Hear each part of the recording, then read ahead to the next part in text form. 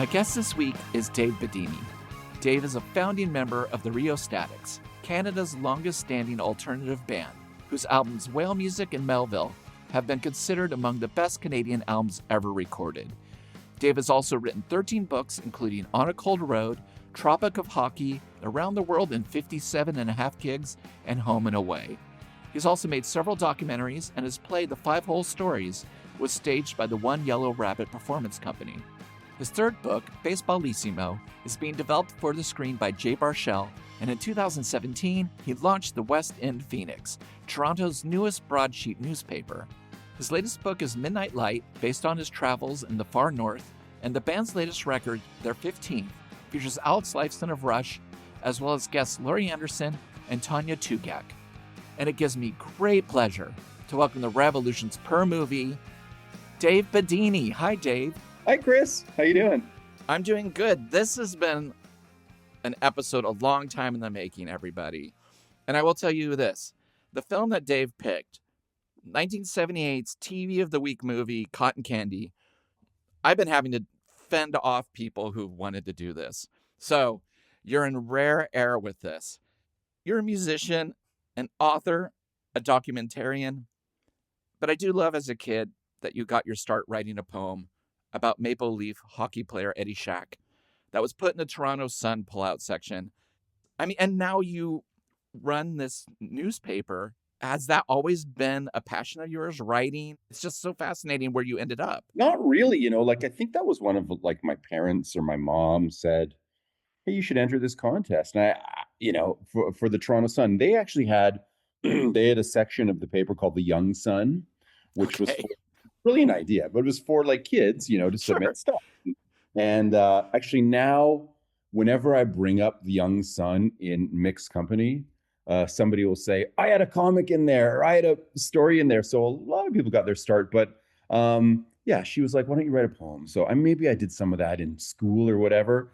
And sure, I submitted the poem, and that was a rare thrill to read your words on the printed page. Totally. And even better than that, I think, so I won 2 t-shirts when I was a kid. I won a Toronto Sun t-shirt, which was amazing. You write a poem, you get a free t-shirt. This is the greatest thing in the world.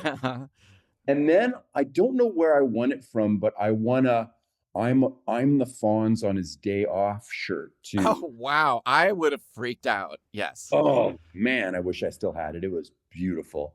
Yeah. But yeah, God bless the Toronto Sun. It's kind of a terrible newspaper now, but it was great back then. Okay.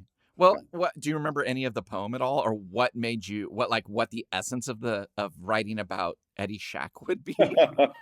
Eddie Shack was kind of he was the clown prince of hockey. He was the clown prince of Maple Leafs, right? So when you're that age, when you're 11, you don't really know the difference between I don't think you can define quality when it comes to, right? It's just who's the funniest hockey player? Eddie Shack was the funniest hockey player. And I've probably buried the lead here as well, because my wife Janet Morisuti, when we first met, I told her the story about writing about Eddie Shack, and she told me that she had actually written a poem about the Queen that was published in the Young Sun. So it was fated. Oh, yes, totally. Yeah, I entered things all the time. Runner-up in the Devo MTV Hawaiian Holiday Contest. I was on a local kids TV show to write about 50s culture because, Grease and Sha Na Na and Happy Days were really big. And, you think you're brilliant when you're like, oh, what does a young girl and a horse have in common? A ponytail. And you win, you're like, I'm set for life. I'm gonna have my own TV show. It's it was so funny. But yeah, I loved entering contests. I don't even know if that kind of thing exists this way anymore. It's kind of you also realize, I certainly didn't realize this at 11, but when I was maybe a little bit older, in my kind of middle teens, you also realize what a gift it is to be non-threatening at that age to adults who have the ability to kind of influence your lives, And I think it's true, when you're a kid and you approach a band, you know, you got to be a pretty big asshole to be a dick to like a 14-year-old who loves your music. And the same is true like with journalism and magazines and newspapers. Like I was sending stuff out to Og magazine, to Village Voice, to New York Rocker when I was like 14, 15, 16. Actually, I have a I have a postcard that was written to me by I shouldn't name the writer. I think I've posted about him, but I sent him the very first Rheostatics single, and he sent me a mocking response saying, "Good luck in your career." And quote patience. He hated I it. can narrow it down to 3 critics that you probably Well, sent it yeah. to. Okay. So I'll do the math. Okay, I'll for do the sure, math. for sure. Anyways, it's on my fridge, and my kids get a kick out of it. But mostly, when you send out little like terribly written reviews when you're 14, 15, 16, like people usually are so supportive, like don't give up on your dream. And that's a kind of that's a special kind of ninja power I think that you have when you're a young person. So whenever I meet kids like that are, starting out in music and writing and art or whatever, I'm like, dude, like use that advantage while you have it, right? Because mostly people want to help and they're not worried about you taking their gig, right? They just want to help. Right. And it's so interesting because, the Rheostatics, started 78 and you're still putting records out. And it's so funny to listen to your music early to compare to where you've ended up. Like right now, it's just like so cinematic and there's like long operatic moments that come in and then a shorter rock song. Did that feel gradual to you, that growth and the change? Or has that been a surprise? Yeah, I think it was really gradual, honestly. And I'm kind of grateful that it has been gradual. That you know, you know, it's 45 years this year for us since Wow. our first child. And people ask, like people wonder whether the quality, whether we're still going to be able to produce decent stuff. And I think two things. One is, I think as an artist, it's always important to just kind of keep moving forward and trying new things. But at the same time, like if you don't stop playing, I'm speaking as a guitar player mostly, and I guess a singer too, but if you don't stop playing and you kind of take care of yourself, you just should be sort of 45 years better than you were. I don't know. Should Like I be. can, But it's hard because when you start young, yeah. sometimes like people are always like, "Oh, I like the early stuff because that was, where people discovered a band and that's where people are discovering themselves, right?" But for myself, it took like bands and bands and bands before I finally got into something that I was like, "Oh, I can write different types of songs than I've ever done before." But you've done it within the same band. Yeah, yeah. I think we kind of all had the same goals, really, from the beginning, honestly. And you can't forget the spirit, in which the band was born, and that was, I think this just does tie to the film a little bit, the movie as well that we're going to talk about. But 78, 79, 80.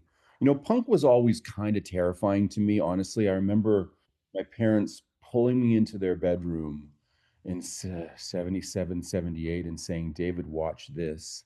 And it was a news report. Something rotten is happening in the state of England, I think was like the first words that the reporter said. But it Wow. was about kids in garbage bags and safety pins. And my parents were like, "Look at how bad it is for these kids. Like, look, can you believe what they're doing?"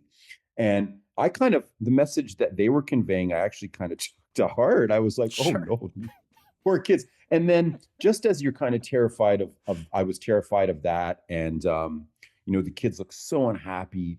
Along comes, new wave, right? And so I think we've kind of always kind of traded on that spirit, the spirit of drums and wires and the spirit of Fear of Music and, Sure. all of these great, interesting records of bands kind of pushing it forward. And I think if you just listen, a lot, you kind of both have to change and not change, I guess, as well. And that's kind of the spirit by which this band was born. And it's just one that we've kind of always tried to remind ourselves of, I guess, a little bit. And yeah.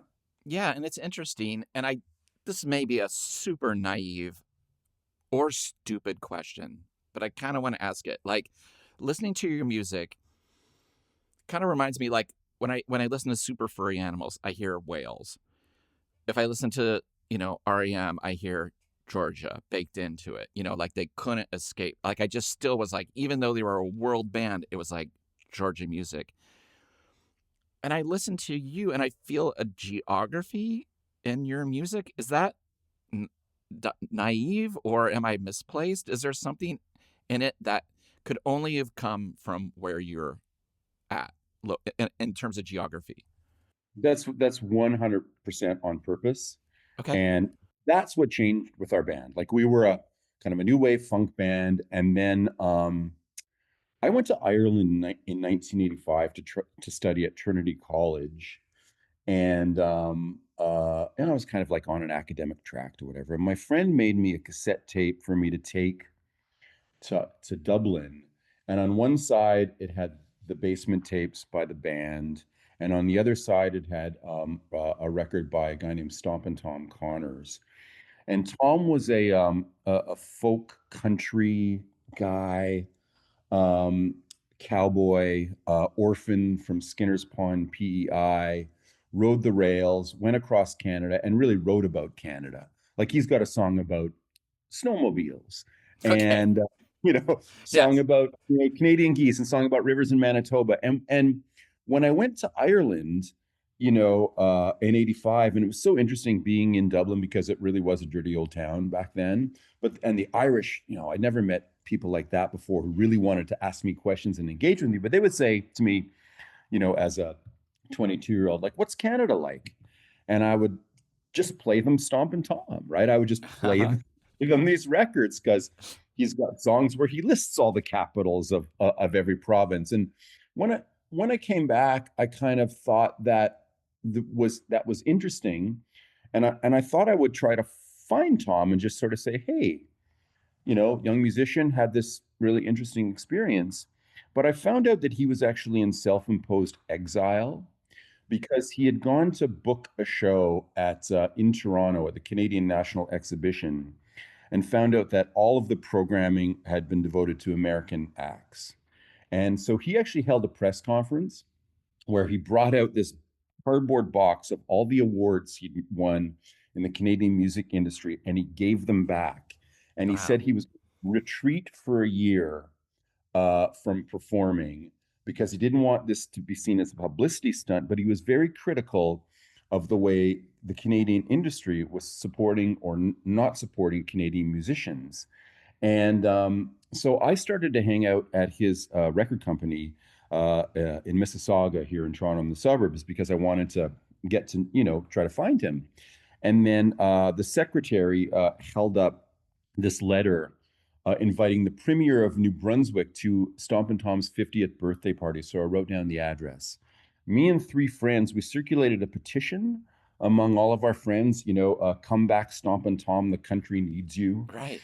And so it was a winter's day in February 1986. We drove out to this little community hall and it was classic. Snow was falling.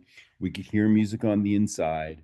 And there was a guy having a dart out there on the landing. And we said, we're here from Toronto to try to bring Stompin' Tom back. And he went and got him. And Tom came out. He's like 6'2" in this baseball cap, looking like he just walked off one of his album covers. I had him the petition, and I gave him the spiel about how Canada now more than ever needs him. And he said, "Where are you from?" We said, "We're from Toronto." And he said, "You'll come all the way from Toronto. You might as well come in and have a few drinks." So we went into his birthday party, and they wheeled out a giant cake in the shape of Canada. And I got Nova Scotia. I took it home to my room. And so he came out of exile because of that, and we got our direction as a band. So we Okay. started to write about our country because of that. And so those two episodes are intrinsically linked. And, at that time as well, and I know this is a long answer, but, when you were signed to a major label in Canada, record company executives wanted you to change place names to LA and New York. They Mm. did. They wanted you, you know, I was told to like ditch the Canadian shit all the time Was this because Sire or was it, what no, no, label was this it? wasn't Sire. These were labels that we didn't actually end up signing with, but Okay. wanted that were recording us in domestically, not internationally. In fact, I think the American labels liked us for our Canadianness because Mhm. sort of exotic in a way. Sure. But Canadian musicians were pissed on by the Canadian industry forever, and Yeah. it wasn't until 20 years later that it really changed. But it gave us our direction for sure. Wow. Well, and it's so funny because if you get deep into your history, it's so kaleidoscopic in terms of like what leads the charge. So, can you walk me through the Melville LP into the book Whale Music, inspiring Whale Music, the LP, which then leads to you doing the music for the motion picture Whale Music? It's so funny and weird. But then when you kind of look at it on paper, you're like, well, yeah, it's a flow chart. It's just going one direction. But it's so funny how things were just leaning on each other and influencing things. What was that all about? We are, you know, we hint at it there. We are a bit of a jigsaw puzzle. Like, I think that's kind of part of an interesting thing, like when you discover the band as a fan, because, you know, the pieces eventually fit together, but they're not really obvious when you see them kind of laid out on your table. But Melville, we recorded after our tour in 1987 across Canada. And, you know, I'd been to Ireland, but most of us had never been anywhere. So for us, like going to Winnipeg was like going to Paris or London or Barcelona, these exotic new cities in our Sure. country. And that was a 2.5 month tour as well. So it was epic. So, you know, we came and wrote about those experiences and released Melville. And that kind of really sort of put us on the map, at least here. And you know, yeah, Whale Music was our follow up. We signed with Sire. Seymour signed us, and we named it after the book Whale Music by Paul Quarrington, which is one of the great Canadian novels. It's kind of a Brian Wilson parable.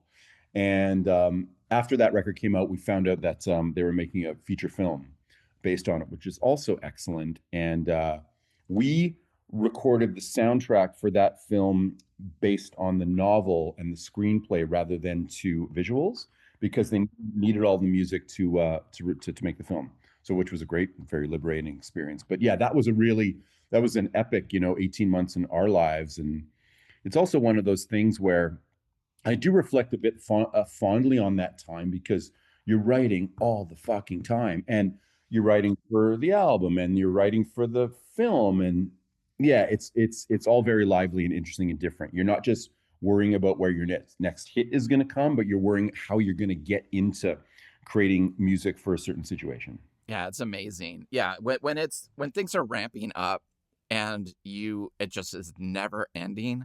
Like you just don't expect when you make Melville that like, a year and a half we're going to be composing for a movie. But then it just seems so natural when these things just kind of fall. Well, that was a good lesson too in terms of like we didn't end up we wouldn't have ended up working on the soundtrack to Whale Music if we hadn't just reached out to Paul, the novelist, because we loved his writing, right? Right. And I think that's a good reminder too. Like anytime you get the opportunity to cross paths with somebody whose work you admired, you kind of have to. Not because you're thinking it could lead to an opportunity, but just think that just engagement is just really healthy. And you know, that frisson, right, that comes from it. That was the case of that. Paul drove around with the director of Whale Music for weeks playing him our album before he eventually convinced him because for us to do the music. I think the director wanted us just a singular mind to be the composer for this singular character, and then he realized the band kind of does work like a singular mind. So that's how we kind of ended up getting it. You mentioned Seymour Stein of Sire, such a mythical creature. I'm sure you've got many stories, but do you have one that you might want to just like spring on me? It's not directly about Seymour, but kind of is. You know, we were in New York a lot because we were showcasing a lot for him. We were showcasing for Sire. We were also showcasing for Warner Publishing. We went out for lunch with Seymour, and almost more than the conversation, I remember the conversation that was happening in the table beside us. Roland Gift was having lunch with two lawyers. And, you know, we were talking to Seymour about girl groups, you know, in his time when he grew up. And these guys were talking about fucking percentages and royalty, like all this heavy duty business stuff. And I was like, one of us is getting this right. One of us is getting this wrong. So that was really, really interesting. But Seymour said, "Listen, Warner's Publishing wants to have like a buffet or a spread for you or whatever, and they want to meet you guys." So we went up to the like the 40th floor of the Time Warner building, and they had you know, they had lunch laid out for us and stuff. And I wish I could remember the name of the fellow, but there was a dude there who was NRBQ's original bass player, and that was cool meeting him. But at one point, Frankie Military, who ran a Warner Publishing in the day, we went to say goodbye to him and thank him for the buffet. And we walked into his office and he held up his hand, and we stopped in the doorway, and we were about to leave, but he called us back in, and he put his finger to his lips, and he had somebody on the speakerphone that he was doing an interview with, and it was Frank fucking Sinatra. Oh, wow. So they were having a conversation about publishing or something, and forever grateful to Frankie Military that he just let us hear that conversation, right? That's such a trip. And so that was cool, you know, like you're in the Time Warner building and this legend, and you know, you got the bass player from NRBQ, original bass player, but you've got Frank. And but even better than that, Chris, we descended into the elevator, got out into the sidewalk, called a cab, and I noticed to my right, no word of a lie, to my right were Poison Ivy and Lux Interior. Wow. All in leopard skin prints as they are wont to do. And next to them was a skid of their product. So they were buying back a bunch of their shit that I guess Warner's didn't sell or whatever. They had it on a skid. The cab pulled up and they started loading everything into the trunk to take them. And I was like, oh yeah, right. 1 second you're fucking on the top floor of the Warner. The next you're getting your shit back from the record company. Yes. Oh my You saw it God. all in an afternoon, like the arc of supporting artists. And yeah, oh my God. Yeah. From Frank Sinatra to Lux. Oh my God, that's a good story. All in like a bunch of hours. But and what's interesting about the Cramps too, it's like, shit, I'd seen the Cramps and I'd seen them do they're so amazing live, and they're so full of life, and they looked so forlorn, right, on the sidewalks. So yeah, no, it's amazing. I mean, this is why you write such great books. You do have the stories and you have the knack of storytelling. So thank you for indulging me. Speaking of storytelling, there's a little film we're going to talk about called Cottoncandy. Now, what's so funny about me, you know, I had this video store, had a long life in media arts centers and movie theaters, and was obsessed with cult films and things that were on TV. For some reason, I never saw Cottoncandy. I mean, out of all the things that people bring, and I'm like, yeah, I've seen the Sun City Girls VHS tape. I've seen this, you know, the high and lows of the art in it. Cottoncandy was one that I just never sat down with, but I heard about it all the time. So when I started this podcast and people started coming for this, I'm like, it's already taken. Where did you find out about Cottoncandy? Oh, I would have seen it on television for sure. I did see it. I did watch it on television when it aired. NBC movie of the week for sure. Like it was, you know, there's that line, you used to think I was a homo, now you think I'm a nympho, which is what George Smalley, played by Charles Martin Smith, says to his parents. That was a quote that we would, like, me and my friends would just say all the time, because it just, I don't know, it really resonated with us, and it was, you know, applicable to a lot of our lives. So it was part of the lexicon for sure of my suburban coterie, like growing up. And so a lot about that film just kind of stayed with me. I just think it was one of those, like, at the time you didn't see a lot of like young band music stuff on television, really, at least not in that kind of capacity, right? And the story just really resonated. So I obviously, I went looking for it on YouTube. I think a few fairly now there's a couple of really decent versions of that online.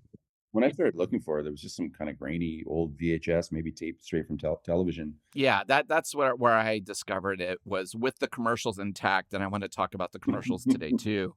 And I'm just obsessed with the person who's like, I'm taping this 1978. That's like really early VHS home tape situation. And what's fascinating is I did not see this, but the next week's TV of the week movie was Kiss Meets the Phantom. Wow. And I definitely saw that because that was the beginning of the end of my love for Kiss. I watched that thing and I was like, oh, I don't think I like this band anymore. Like, this is stupid. It was really amazing to have such high expectations of like, oh, an amusement park, Kiss, horror movie, and then just be like, oh yeah, I'm 10 and I'm not feeling this. Probably right around the time the Fonz jumped the shark too, right? Yes. Good Kiss. Yeah. But what's also really shocking about it, and you mentioned this before, this film, made for TV, is pretty provocative, like for a teen film. Very homophobic, very like the strip poker sequence is like one of the most longest scenes in it. It's so uncomfortable. And I was like, wow, like I think TV at this point was really competing with film. They're like, we've got to get people back to watch a movie that we're making on our network. So we're going to make it kind of provocative, but it's also not going to make a lot of sense in terms of the reality of high school or music. Because as a kid, I watched anything like that had to do with high school, Square Pegs, Rock and Roll High School, anything that was framed in a school, I was there for, whether it was good or bad. I loved films about school, and I fucking hated school. Huh. That's the weirdest thing. Well, I will say that one of the things that resonated for me about the film was the rival band. The rival band that everybody loves, that all the Sure. kids love. And we had a band like that in my high school. They weren't as creepy as Rapid Fire, and they weren't as histrionic and fuck those guys. They weren't really like that. They didn't have a preening lead singer, but everybody loved this rival band because they were a prog band and were really good on their instruments. That was the big thing. Oh, they can really play their instruments. We were just a bunch of fucking hackers. And so nobody ever gave us any kind of credit. So that kind of well really kind of drove home. But I wonder about, you really make an interesting point about, TV and youth film wanting to kind of compete, like that strip poker scene. Like I remember just like my jaw agape, wondering whether we were going to see nudity in it. Like they take it right to the brink. And, Totally. is that like a rumble fish? Like is Coppola doing that around that time, or was that before? A little later. Yeah. So as, Breaking Away maybe is a good kind of parallel to that potentially. Yeah, I think you're right. It's so weird. So the film was directed by Ron Howard, the Ron Howard. It was written by him and his brother Clint, who is in all of his films and, beloved cult icon, Rock and Roll High School, Ice Cream Man. When Clint shows up, that potentially a bad film is at least going to get he's going to give it 100%, Sure. 1,000%. So this is really early. Ron Howard had made Grand Theft Auto in 1977, and it wasn't till like 1982 that he made Night Shift, and then, Splash Cocoon, and just was off to the races. But also produced in conjunction with his father, Rance, who has a role in this as well. So it's a very strange, family affair in terms of like, oh, Dad, I want to make this thing. And, he's still on Happy Days at this point. But it is to a T even though it, like I said, it is provocative in terms of like what it's trying to do, it is without a doubt a made-for-TV movie. Location, lighting, costuming, casting, and the arc. You can feel them realizing, oh, this is where the commercial break will be. So now we can come back and they won't really ask like what just happened in the last scene because they'll forgotten it because we've looked at band roll on and, you know, chef's blend cat food, you know. So the pacing of it is really weird too. But it, you know, it was also shot in Texas in a real high school, in a real mall. But yeah, it's filled with just such strange. It opens with one of the greatest towel snapping scenes of all time. You know, it just goes on and on and on. And it just out of the gate, you're like, this character, George Smalley, played by Charles Martin Smith, who was Terry the Toad Fields in American Graffiti. So already he's used to playing teenagers who look like they're 40, right? Which most of the films that, you know, were about teenagers were, like Christine, and everyone looked very old, you know, Grease, you know, no one looked like a teenager. At the beginning of the film, the coach is having a heart-to-heart with him, and he's getting cut from the team. Did you ever get called into an office like that to have a heart-to-heart? Because that is like such a staple to these films. Yeah, I don't think I really had anything like that, but rejection is everywhere when you're that age. Totally. I mean, it seems like it's everywhere anyways. You know, whether it's from your parents, God bless them. I mean, you know, like they encouraged me to write that poem, but at the same time, I don't think they wanted me to be a writer. They wanted me to be an accountant or a lawyer. Sure. But the thing I think that's brilliant about the casting of Charles Martin Smith is his face is I think the way I would have perceived my face in a weird way. Like, you know, if only my ears were a little bit smaller, if only my nose was a little bit bigger, if only right. my eyes were like he's got it's a bit of a Picasso, his face, I must say, in that film. And that's why he plays so great against the preening singer of Rapid Fire, who's kind of a quasi Jeff Conway type dude, who's kind of slow and he's got the look, blah blah blah. Charles Martin Smith looks like, you know, listen, he's going to grow into be, you know, his face has a lot of character. He's going to grow into be a handsome adult man, but you just at that age, you just don't know, and you're so aware of the way you look, and he when he his performance, I think, conveys that a little bit. Yeah, he's definitely tortured. Yeah. He wears the pain really well in this performance.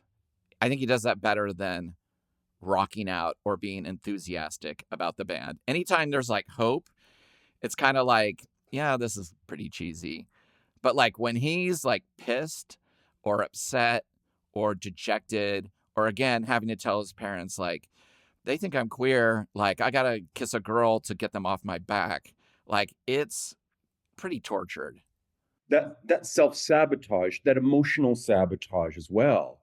That's something that you're always walking on the precipice of that when you're a kid too, because it's easier to do that.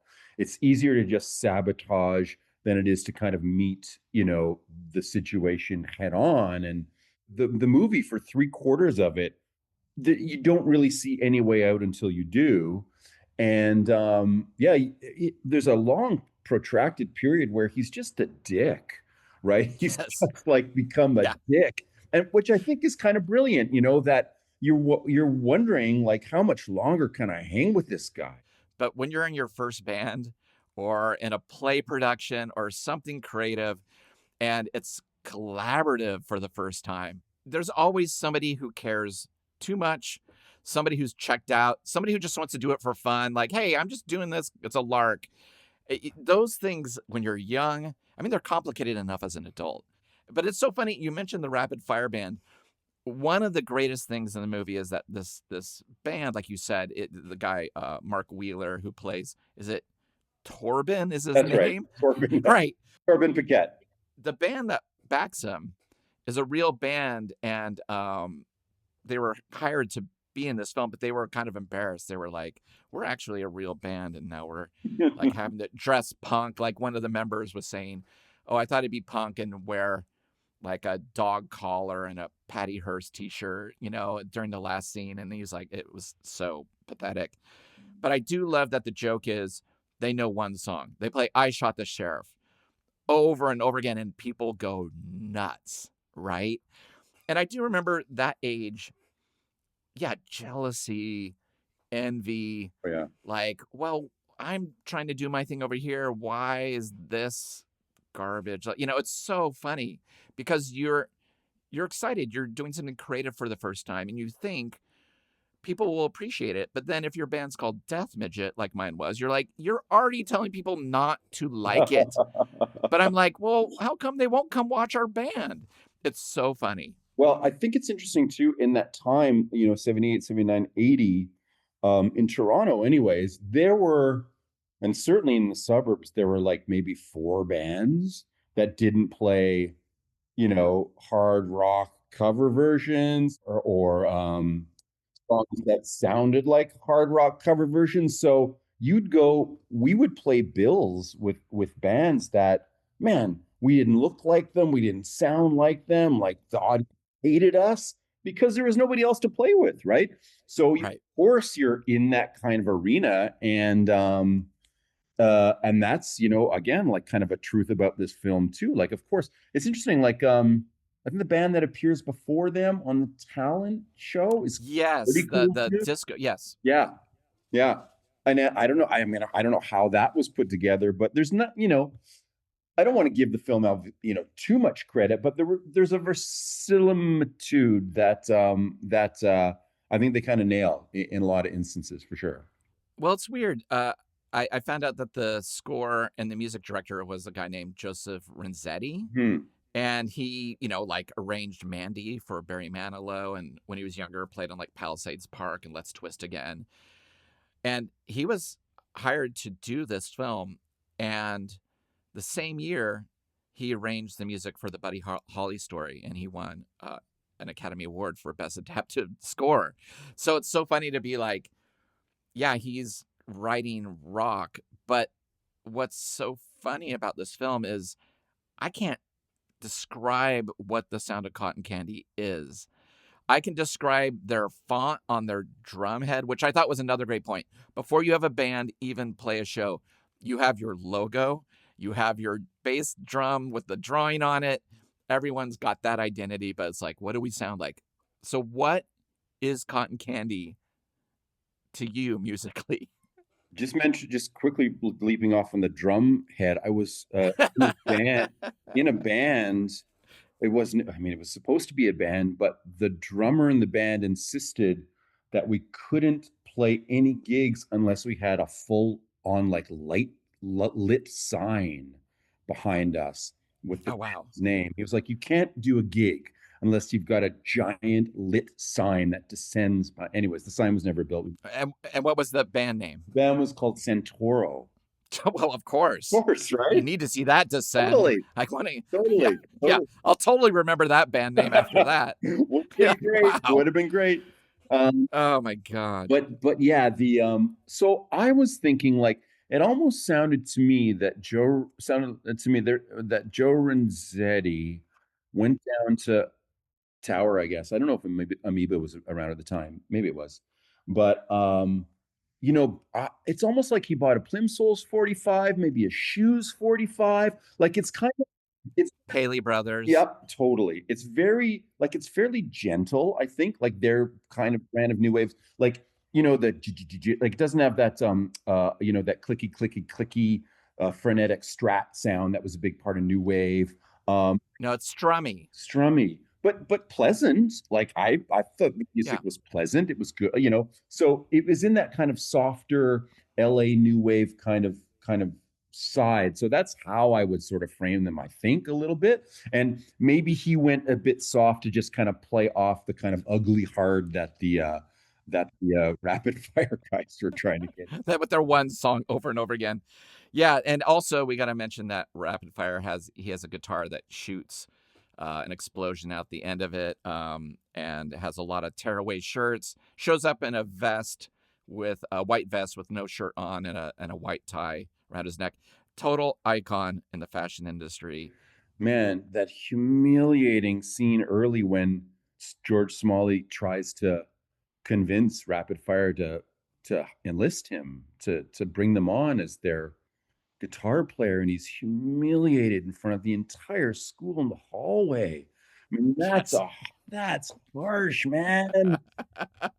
Yeah, when everyone in the school watches one thing go down, Right. yeah, that film is full of that. Like, there's one fight in the cafeteria, there's one fight at the prom, but it's full of things that, like, watching this as a kid, I'd be like, oh, cool, they let you take your guitar and write songs on the lawn of the high school.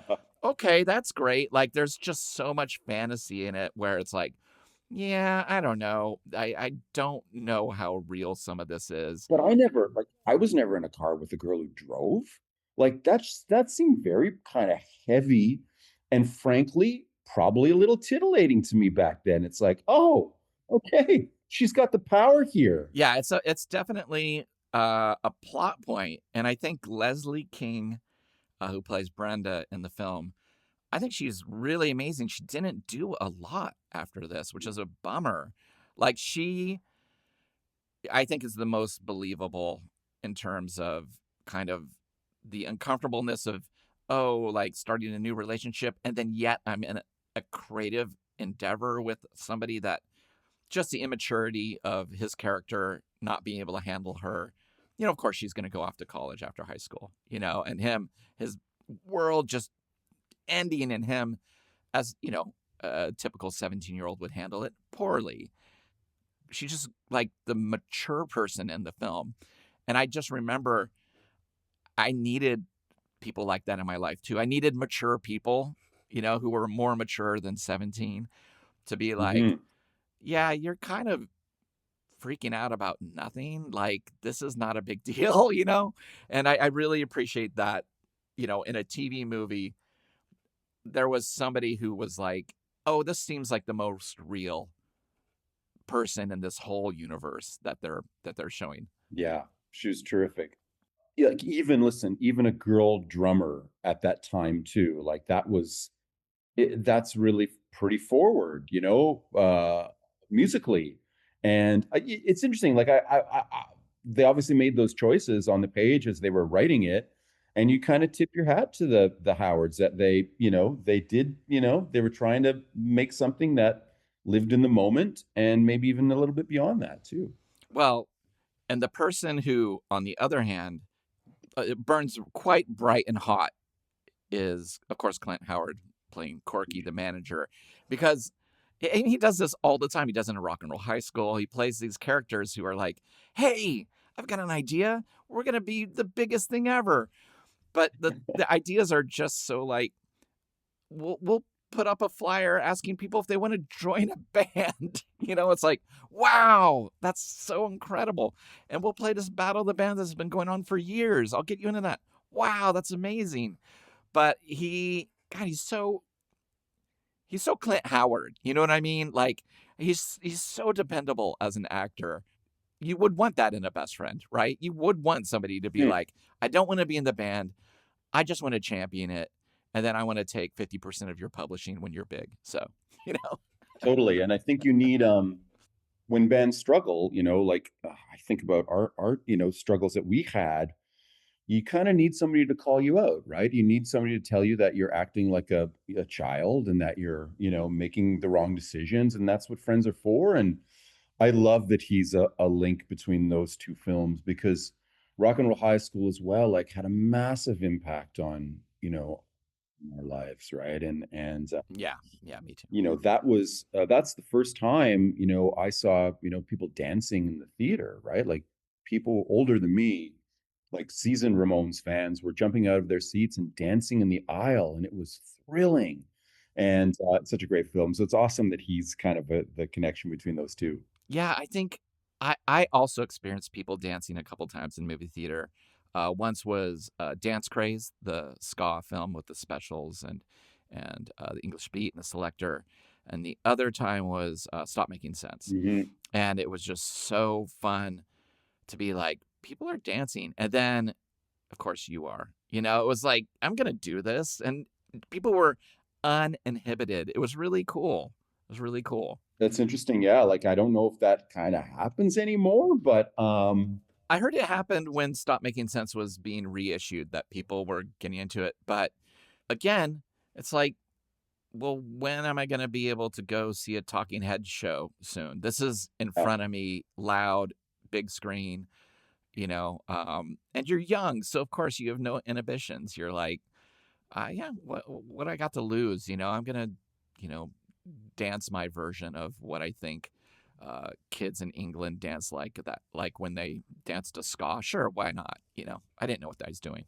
When we went, Stop Making Sense tour was in Toronto, I think in '83, and I had such a miserable job. I had to sell pants at this place called the Princeton Shop in downtown Toronto. I had a terrible boss, and the Talking Heads were at Kingswood Music Theater here in Toronto, and it was a Stop Making Sense tour, which everybody was excited about. And my boss told me that I had to stay late. I had to close up the shop. So I remember calling my girlfriend at the time and telling her that I had to close up the shop, and she cried on the phone. It was like, it's okay.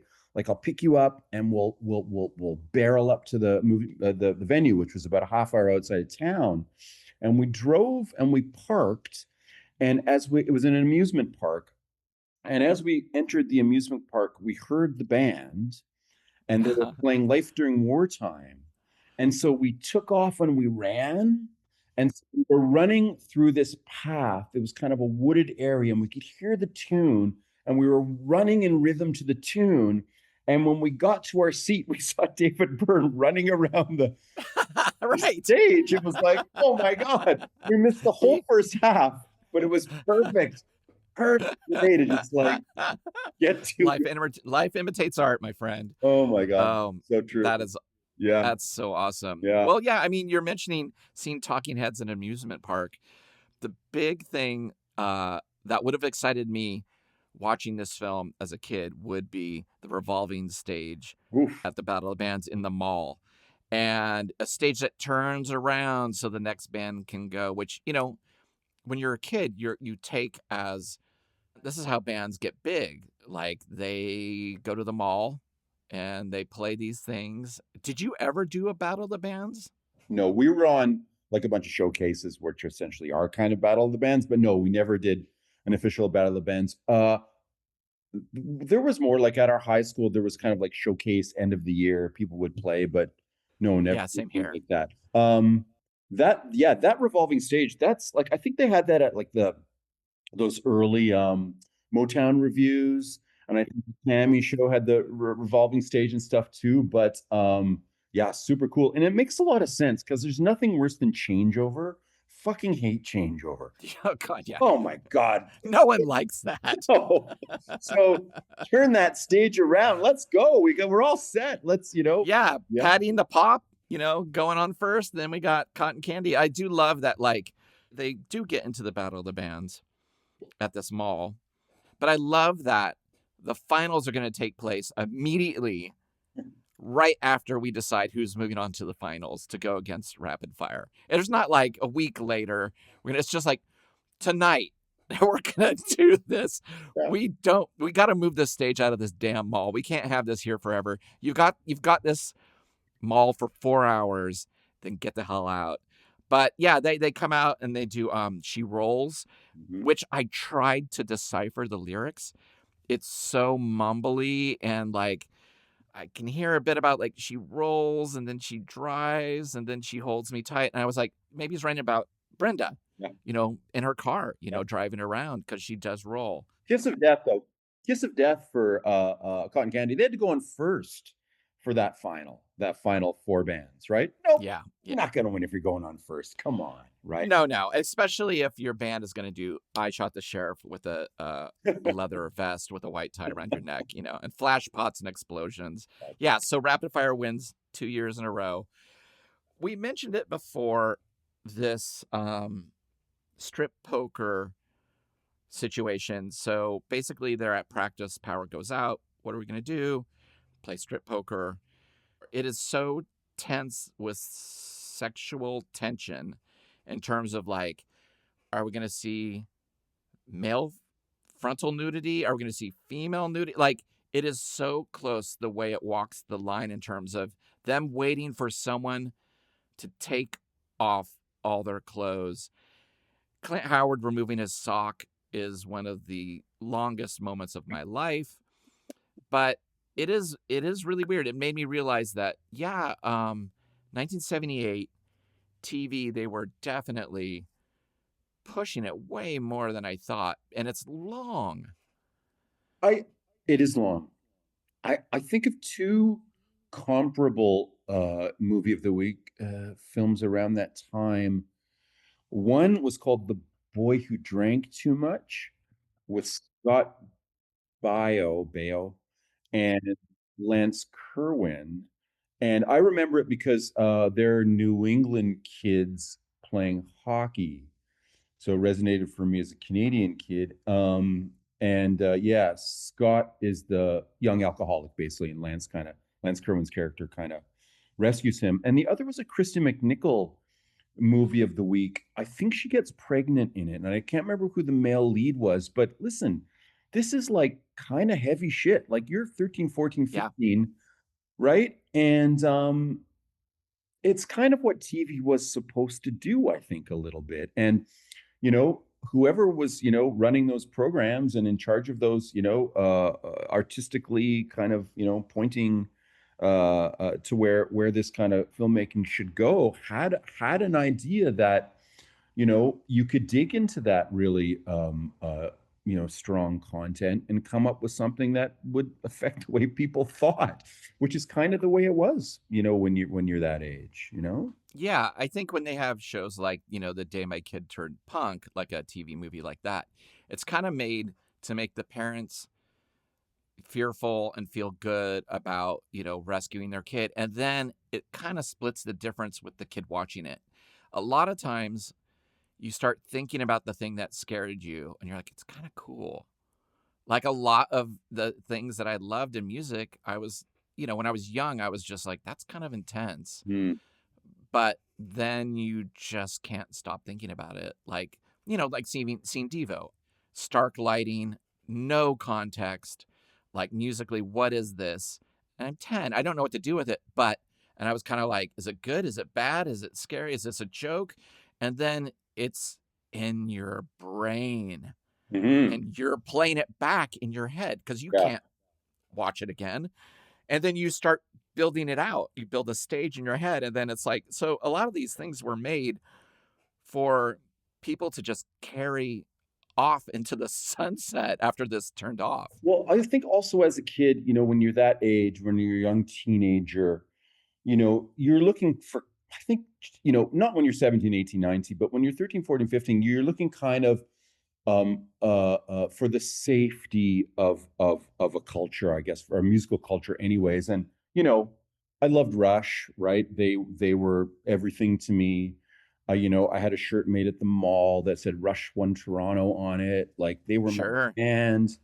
Farewell to Kings tour, 5 Flash Pods, like incredible. Went with my friend Miriam Molinaro. We had a great time. They passed us a joint. We said no, we didn't know what to do with it. It was all that was my safe place. And then 77, 78, 79, oh my, there's like, there's something new that's kind of, across the skies. Like, what is that? That's different. That's new. I'm not mature. I can't handle that. Devo and SNL, that was like, okay, so you're mature enough to let your parents let you stay up till like 11 o'clock, 11:30 to watch. SCTV was in Canada was on that time, 11 o'clock. Sure. Chance to watch that program called huge. The New Music on City TV and SNL. And SNL would have James Taylor, they'd have Paul Simon, and then fucking one night I'm tuning in like you were, and it's this fucking band in yellow boiler suits, with the goggles playing. Anyways, like unlike music I'd ever heard in my life, and frankly, I was worried that this music existed. I was worried. Right. I was. Yes. What is happening? It wasn't until I heard it a couple weeks later on Dr. Demento Sure. that I was like, oh, this is okay. Like, Fuck. like I didn't think it was a joke, but it put it in a context where like, oh, well, Dr. Demento thinks this is appropriate. And so it was so funny. Like people, I mean, the fact that it was on a comedy show for me to watch it first and then for me to appreciate it on a syndicated show that was more about like songs, about Jaws or fast food. It was like, okay, I'm safe. It's not that big a deal. As a kid, like I was in love with, the street that I lived on is where I play street hockey with my buddies, the local plaza, the Smoke and Gift. Like my world was really small and it was really safe and it was really comfortable and I was happy at home. I had a happy childhood.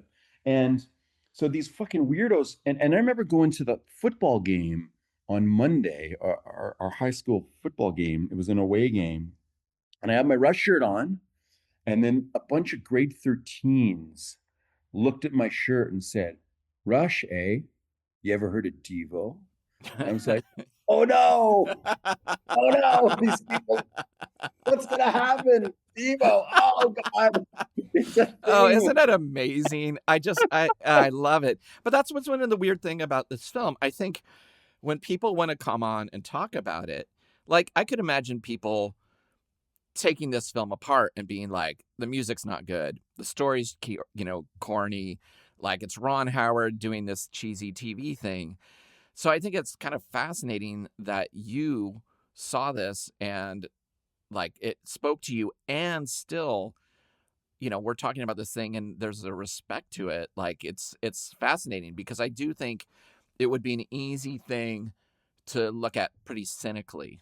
Yeah, you could probably apply that to a lot of music films as well. I'm sure there's people that would see Rock and Roll Swindle, Rock and Roll High School, and see the kind of whether they're puerile or whether there's kind of poorly made, whatever. But again, like I think when you're of that age, when you're a kid, like that kind of stuff, that if there's a different kind of protein in the work. It's just like it builds you, makes you stronger, right? Makes you bigger, helps you move into the world. Well, and also there was so few choices. I mean, this sounds very old. Like this definitely tells you how old I am, but it's like, yeah, I'm laying on the couch. Tomorrow I have to go back to school. I'm 10. I'm kind of just eating whatever is on TV. And most of it was not awesome, but I loved Fantasy Island. I loved, Love Boat, Three's Company, just because it was just on. I didn't know if it was good or bad. I assumed it was okay because it was on TV. No one was saying this is garbage or this is good. You're like, okay, well, this must kind of be good for me. So it is funny. Like, I do think that even the commercials, like, I just kept thinking about like, they would have like Chicken of the Sea or the Beer Enriched shampoo, Body on Tap. And it all was coming back to me. And I don't ever remember getting up off the couch during commercials even. Like, I think I was hypnotized by like Burger Chef and Old Vienna beer. It was like, oh, I'm getting like little mini movies now. It's so weird. Like now I just would be like, yeah, I'm just leaving the room. I can't take it. But back then it was like such a part of 2 hours of my life I'm going to spend in this. I'm just going to drink in these commercials. All of the commercials too, like are shot on like 35 millimeter too. Yes, like they're big deals. I know. Yeah. Totally. Yeah. They're expensive. It's so funny. The other thing that's really amazing in this film is there's one shot at the end when they play the prom that is a one take shot where they go around and they show all the different members of the band who are not talking to each other at this moment. But it's like, like could have been in Goodfellas or something. It's like a really sophisticated shot that like if I wasn't paying attention for it, I don't think I would have noticed. But it's one tracking shot, which back then was complicated because it was on track and you had to shift and pivot, and it's covering a pretty large space of this cafeteria or wherever they shot it. I was really kind of blown away that they got that so tight, and that was something that Ron Howard was like, Yeah. this is how I want to shoot this. It wasn't like, okay, I'm going to shoot him over here and then he's going to look over there and then we're going to cut to her looking back. It's like, no, we're going to go through all five, plus the manager, all where they're at in their head cinematically. It's kind of incredible. I mean, I also, yeah, and I think that's proof that they're trying, right? Like Ron Howard's trying. And Yeah. again, with the script as well, like the certain elements that we discussed, like they're trying to make some quality work here. You know, obviously the format is, a challenge to them, and having to meet those kind of commercial breaks is probably a challenge as well. But and certainly as a young filmmaker, he has to keep proving himself over and over. He's just at the beginning of his journey, but a shot like that, like he's trying something. He's trying to make something quality here. Yeah. And that's kind of, as good a kind of metaphor, I think, for the film, on its own, and the band too, right? They're kind of trying, right? The cotton candy never laps. They never do it. There's no covers, man. It's all original material. Yes. And it's like, yeah, man, it's great. They're yeah, trying. music is at the forefront of their lives, like nothing else matters. And so it's funny when they have those conversations where it's like, like, well, this is why I'm to wanting to be in a band. The desperation, at least for me, to be in a band when I was young was big. Mhm. And I lied getting into my first band. I said I knew how to do stuff. I didn't. I just was like, yeah, I know that. I know that song. Yeah, sure, I can do that. I didn't know how to do it, but I was like, I'm going to be in this band, damn it. So in a funny way, like, I can imagine somebody making a film of our teenage lives and it kind of being like, oh, dude, it's closer to the cotton candy than you think. Like, in my head, I'm thinking of like this big, like you said, rumblefish kind of thing. It's like, no, Yeah. your life is more like cotton candy, dude. And for sure. And I love to, this is still in an era, like I think, of popular culture and commercial music where, being cool and, having like the star look, and commanding the stage and, selling the sizzle, like that's still a big part of American culture at 1978. And it's super cool that there's, the fish are swimming in the other direction here with cotton candy, because I'm sure there were, hundreds of thousands of kids who watched that, who had only thought that there's one way of doing it. Like you got to be Mick Jagger, or you got to be Eric Clapton, or you got to be Janis, whatever. Like you got to have that star thing in order to like have any kind of voice, any kind of platform. And that's what is really kind of revolutionary in its own way about what the thesis of this film and the aesthetic of the band. Well, yeah. And Ron and Clint were obviously nerds too, right? Right. For lack of a better word. Like the scene where Clint's been kicked out of the prom for fighting, and he turns around at that window after seeing the band playing and he's crying. And he's just like, it's just awesome. I'm like, Clint Howard, give that guy an Emmy. Like his brother's directing the film, his dad's produced it, they've written it, and he's like, okay, action. And he just goes for it. I don't know. I have such a special spot for Clint. Oh, for sure. Oh yeah, like he's also like his face is everything. He doesn't try to hide behind anything, you know? And that's really admirable too. Like he is embracing the weirdness of his persona and his character, that constantly kind of, like, it's that surprised like supernova of his face, like just eyes wide and teeth. And that's a face that you probably make fun of in high school and stuff too. But so yeah, so and Misfits, like most of us, where most of us are misfits, you know, it's great to see something coming back at you in the mirror, right? That isn't yourself, that, has all of the qualities of who you are. And that's, he's certainly, the whole cast really is like that. Charles Martin Smith and Clint Howard, just they're great it's a great two-hander. Yeah, I agreed. But even like, the choice of the people in Cotton Candy, they're just kind of normal. Yeah. Like I like that no one's like, oh, they're gonna spin off and just be like, Mick Jagger, like you said. You know what I mean? Like they're just Normal. kids. Yeah, man. I mean, 25-year-olds playing kids. I will say that. But still, I do appreciate, like you said, there's a normality to that, and I really didn't think about it till you talked about it. How the film really is showing that, like, yeah, these are not the beautiful people, and this is, they just want to be in a band and be heard. And yeah, shit, that's what I wanted to do for sure. And what's interesting is this comes out in 78. Really, the beginning of, at least in the UK and the US, like people doing it themselves, being different. It's pretty early for independent music. Yes.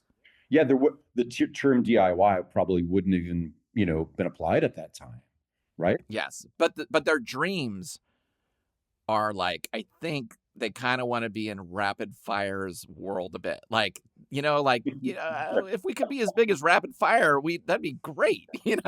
So it isn't like they're like, well, we're gonna play these scuzzy clubs. I mean, it's still confusing, the world of music. So, navigating it as a youth, whether it's like getting a band together, getting your first show, Mhm.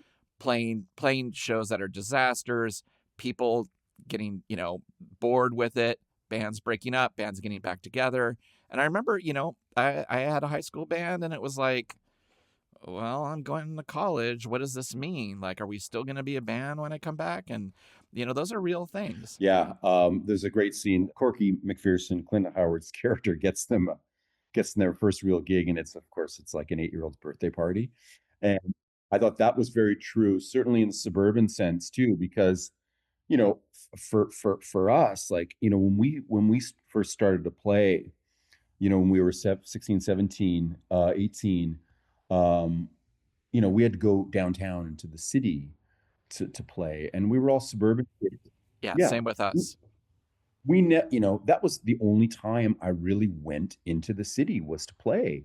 And if you had, if there was an opportunity to play where we lived in the suburbs, it was some stupid party, or like it was a gig in a mall. So like they were terrible gigs. So Yes. yeah, it's interesting. You extrapolate a little bit, thinking about Cotton Candy, playing some shitty bar that we played at, whether they would Empty survive that. bottle, CBGBs, Totally. like I got us a bunch of shows where we're playing with this band Black Flag is asking us to play this West Coast tour.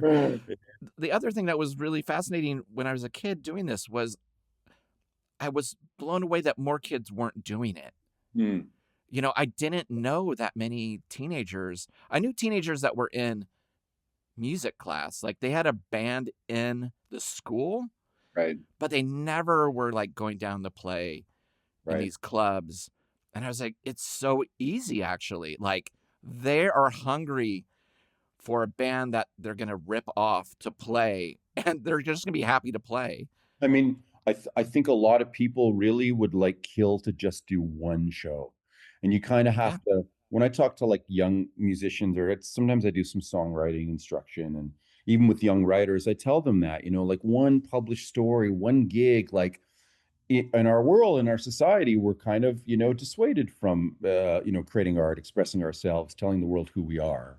And so, if you do have that opportunity in any capacity to do it, take it, because it's not something that, is really encouraged, right? And certainly that's true. Yeah, I also knew a lot of really great, like I knew a lot of basement geniuses, when I was growing up, that just, for some reason, couldn't get to that point where they would play their music to a crowd or to even a handful of people Yes, absolutely. because and their parents wanted them to become XXXXX and have happy, Yeah. successful lives and whatever, just something that just like parents think about. But yeah, that's it's a miracle in a way that any of us kind of got beyond that and were able to make noise in front of people. Um, and that's why it's important to continue to encourage people to do that, I think. Yeah. And it's so funny to think that, like, 5 years before I was terrified of Devo on TV, then at 15 I'm like loading in, playing like with all these hardcore bands that are coming to town. I was like, it's fine. Like, I'm totally comfortable. I'm like, yeah, it's just wild. Dave, thank you so much for picking this film, and we fought off all the people who wanted to talk about it, and I'm sure Can we all get together at some point and talk about Cotton Can? Absolutely. I think We should have a live screening. a And retreat. yes, That's exactly. great. We'll get Clint out and we'll do the whole thing, and then we'll play some Yes. songs from Cottoncandy and Love Rapid Fire. We got that amazing their singular version of I Shot the Sheriff. But also, I just want to say real briefly, thank you for also starting a newspaper very late in an era where we need press. So I just wanted to say, thank you for doing that up there. And I will put links to your music and the newspaper and everything in the show notes. But I just want to say congratulations on everything you've been doing. Well, thanks, Chris. And congratulations on the pod too. I mean, I love it so much. I listen to every episode and keep doing what you're doing. Thanks. Well, you might change after I ask you this final question. Oh. So on a scale from 0 being the lowest and 14 being the highest, how many gold records given to the band Cottoncandy by their high school counselor do you give this film on a scale from 0 gold records given to the band by their school counselor to 14? Well, I'm going to say 12. Yeah, that's the right answer. That's what I have right here. 12 is the right answer. 12 gold records, and it has to be handed out by the high school counselor, who in the end realizes that, hey, these kids are all right. Let's make them feel good. And they, the story of Cottoncandy goes on. I mean, like, where do you think they went from here? What happened to Cottoncandy? Corky probably started a podcast about musicians talking about movies, and George probably ended up starting a newspaper. That is brilliant.